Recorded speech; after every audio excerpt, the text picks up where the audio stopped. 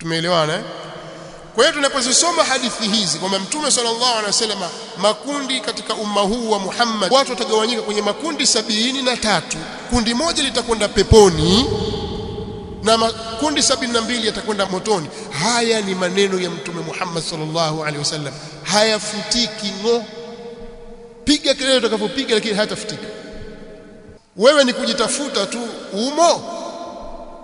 Mtume sallallahu alaihi wasallam katika riwaya alipoulizwa ni kina nani, akasema ma ana alayhi yawma wa ashabi, ni ile kundi ambalo liko katika ile hali ambayo mimi leo niko kwenye hali hiyo na masahaba zangu. Sasa usibaki kulalamika, fanya juhudi za kuwa katika hali ile, lakini ukitoka katika hali hiyo kwenye hatari. Na pia ifahamike ya kwamba si kila aliyeambiwa atakwenda motoni basi mkafiri. Ule moto pia wataingia almuwahhidun, nasallallahu alaihi wasallam, naudhu billahi minan nar. Na jambo kubwa kama wanavyosema wanawazuoni, katika jambo kubwa litakalowaingiza watu wa tauhidi kwenye moto ni haki za waja,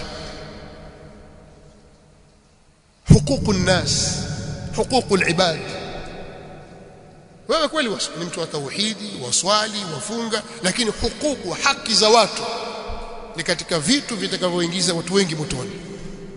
Haina maana kwamba huyu atakayeingia motoni kashakuwa kafiri, la. Katika itikadi ya ahli sunna wal jamaa, uwezekano wa mtu muwahhid, mwenye tauhidi, mwenye kuswali swala 5, mwenye kufunga Ramadhani na akatoa zaka, akahiji Makka, inawezekana akaingia motoni na yeye, wala iyadhu billah, kwa kiasi cha makosa aliyoyafanya.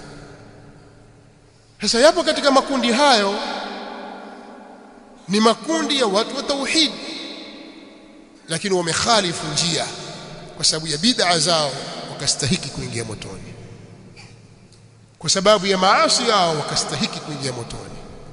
Kwa hiyo umma huu utagawanyika katika makundi hayo. Sisi tunatakiwa tutafute salama ya kupambania watu sasa warudi katika ile njia ya sawa sawa.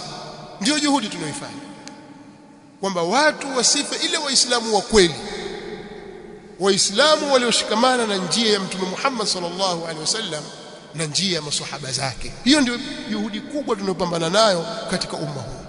Aqida sahiha na imani ya kweli, al-amalu salih na miamala iliyonyooka ya kisawa sawa, na watu kubaki katika taa na kuacha maasi. Hilo ndilo ambalo sisi tunalipigania na ndio da'wa iliyo sawa.